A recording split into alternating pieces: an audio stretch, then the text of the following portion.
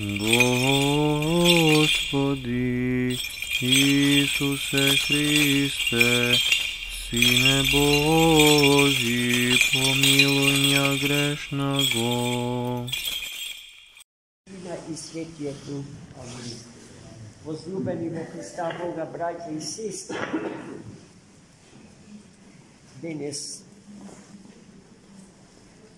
ја славиме 33-та седмица од после Светата Педесетница.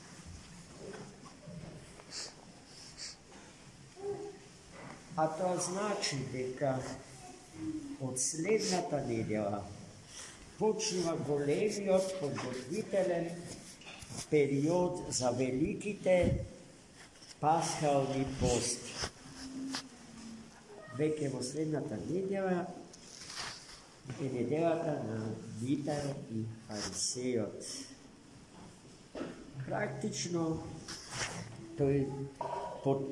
таа седмица е почетокот на големиот пасхален циклус на празници. Но за таа седмица ќе зборуваме следниот пат.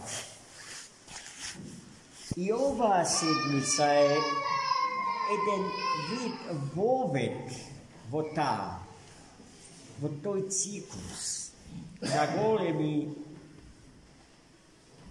пасхални празници. Со тоа што во денешното Свето Евангелие, кој што се однесуваше на денес славените светители, Светата Ксенија, римјанка, светиот маченик Вавила, се тоа свети од западните географски предели на христијанскиот свет. Живееле некаде околу 3 век и почетокот на 4. Се поставува, ама и се одговара, како секогаш, клучното прашање со кое што се мачи умот на човекот за време на своето историско патување низ времето.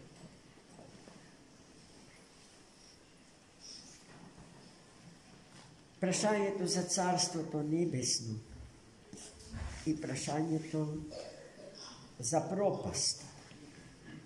А тоа е прашање за смртта и за живот.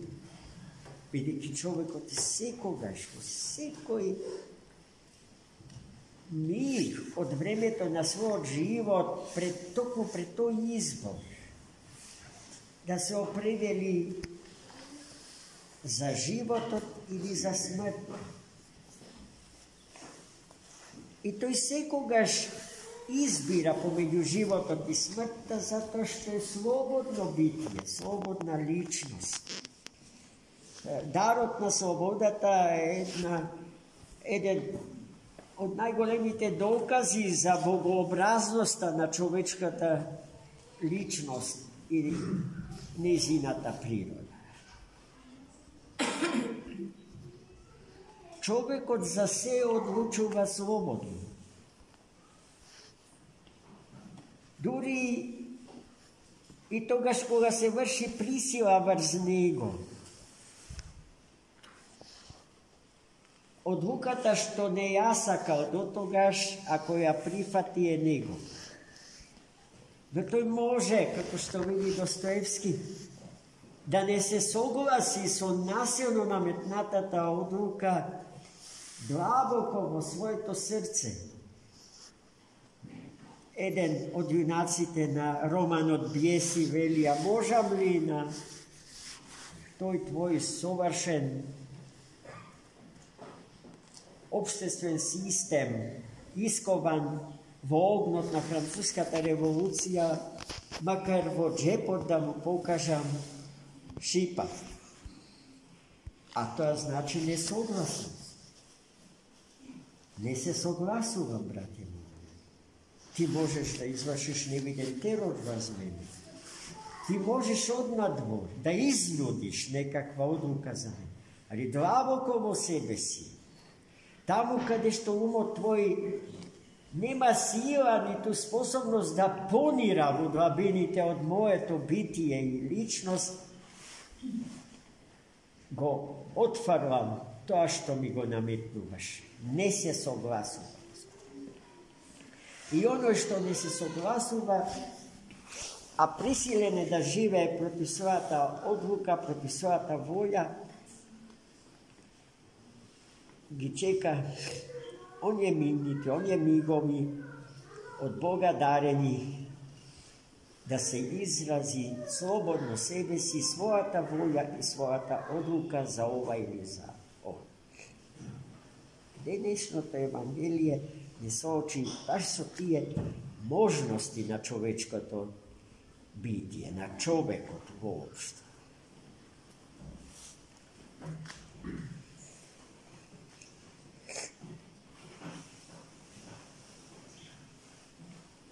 Во денешното Евангелие много нешта беа поставени,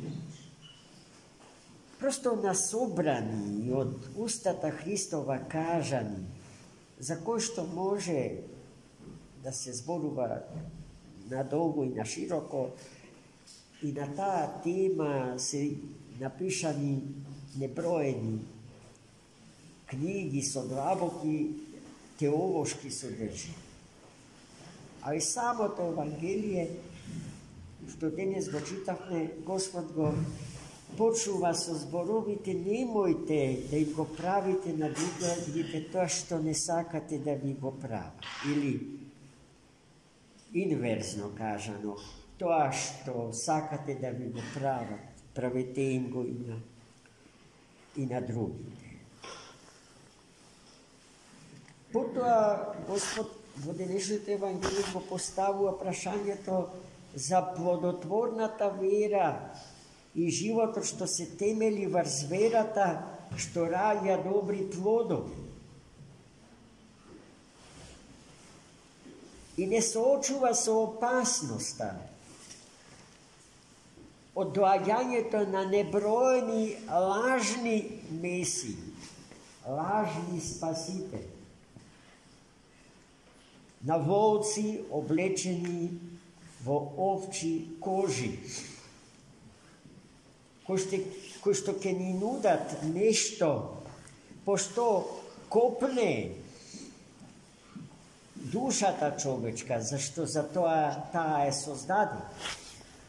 Спасение и вечно граѓанство во царството на троедниот Бог.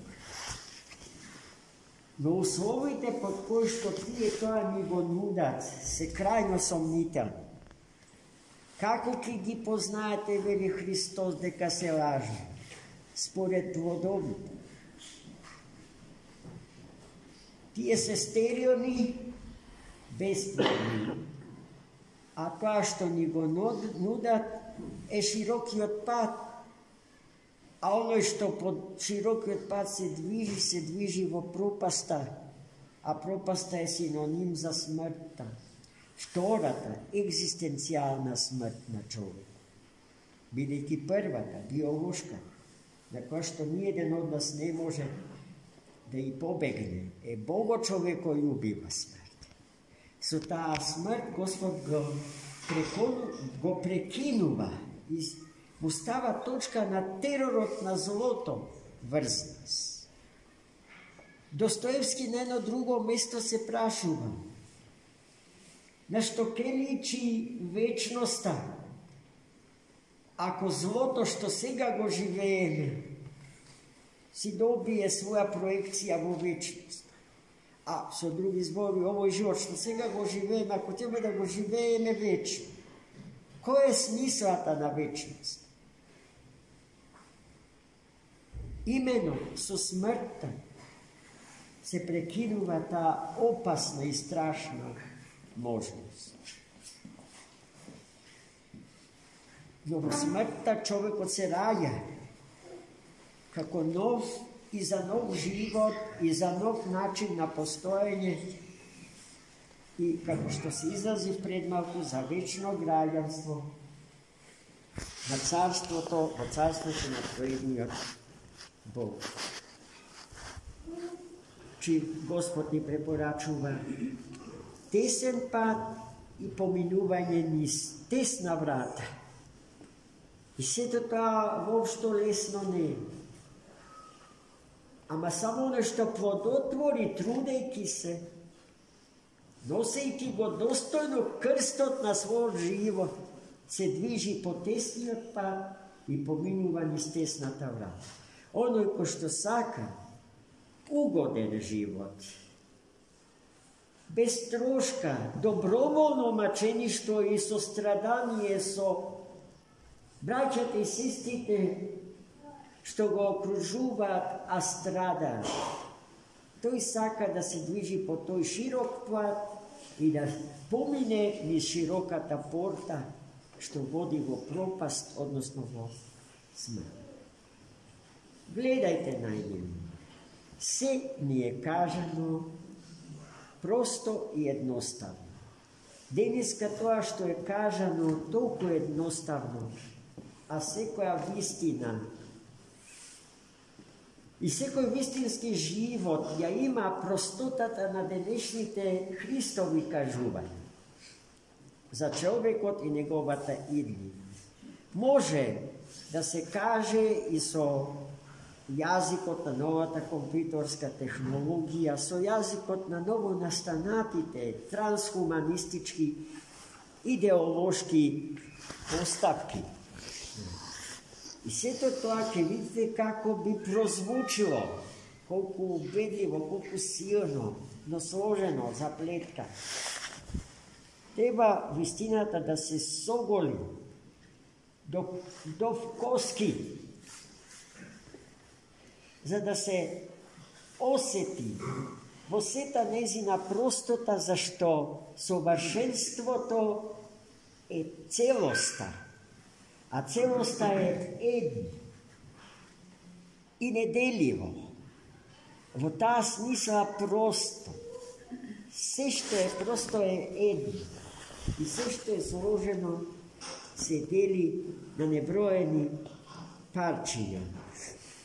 Онака како што мојата попадија вчера баш читала некоја студија за тоа, современите трговци на уметнички дела една слика ја делат на 1000 милиметри квадратни и ја продават на 1000 купци, на кои што им гарантираат дека се совласници на таа слика. Знаете, сега гледајте процесот на реификација, на претварање на уметничкото дело во стока за продавање. До каде оди? Зазема фантастични размери, кои што излегуваат надвор од рамките на реалниот живот.